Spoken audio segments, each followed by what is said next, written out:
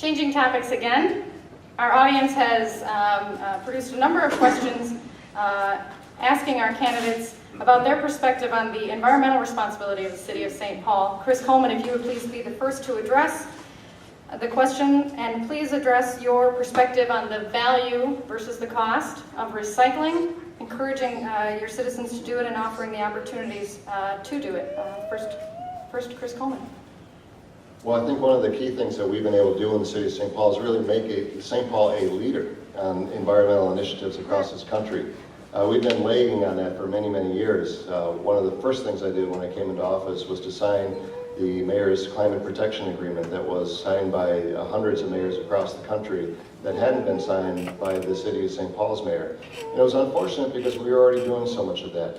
The work that we've done with district energy to really create an efficient heating system for downtown that uses biomass to be able to fuel that plant is an incredible example. It's known worldwide, and yet we weren't taking, I guess, enough kind of recognizing within our own walls what we were doing.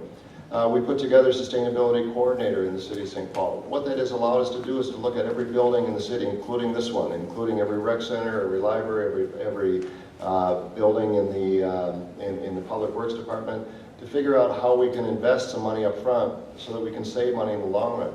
We'll be saving millions of dollars in energy costs because we're investing up front some resources to retrofit those buildings so that they're more efficient, energy efficient. The recycling program in the City of St. Paul has been critically important. Unfortunately, it's difficult right now because the cost of the recycled goods, there's not much of a market for it because of the economic recession, but we will continue to sustain that. Again, St. Paul has been a long-term leader in environmental issues, and we were slipping on that. We have restored that position. Thank you.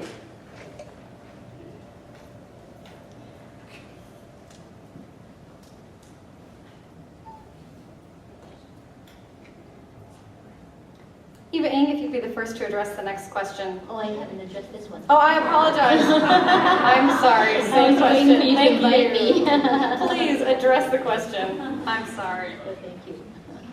Well, did you guys know I'm an environmental health and safety coordinator for Texaco?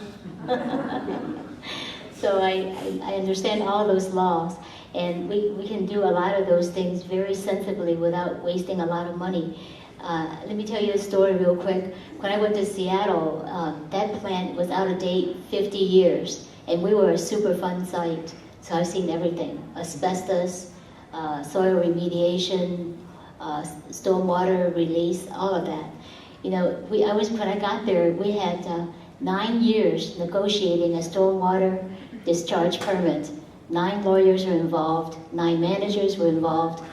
And they gave me a pile of paper this thick. They said, here are all the calculations, go to it.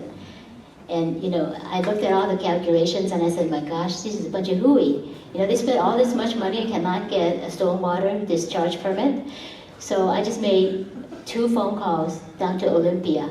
And I spoke with a gal named Jean Tran. She's also a chemical engineer. And she and I spoke, and I said, could I come down and see you, Jean? She goes, sure. And I asked her, what do you require of us in order to get this permit? She goes, well, here's the list of requirements. You could not exceed so many parts per million of this and that. And she gave me the whole list. I said, okay, we could do that. And I said, well, how do you want us to do it? She goes, I don't know, you tell me. So I said, how about this? We'll go ahead and test all water that we're releasing once a week. And if we meet these requirements that you gave me, could I, therefore, go to once a month testing? She goes, yeah, let's do that. And then if we do that, then if I did that for 6 months and we did it for a year, could I then get a permit? She goes, yes, you can get the permit. I didn't spend a dime. I spent 2 road trips down to Olympia, and we got that solved. Thank you, Eva. We do a lot of this kind of thing for the city. Thank you, Eva. Your time has expired.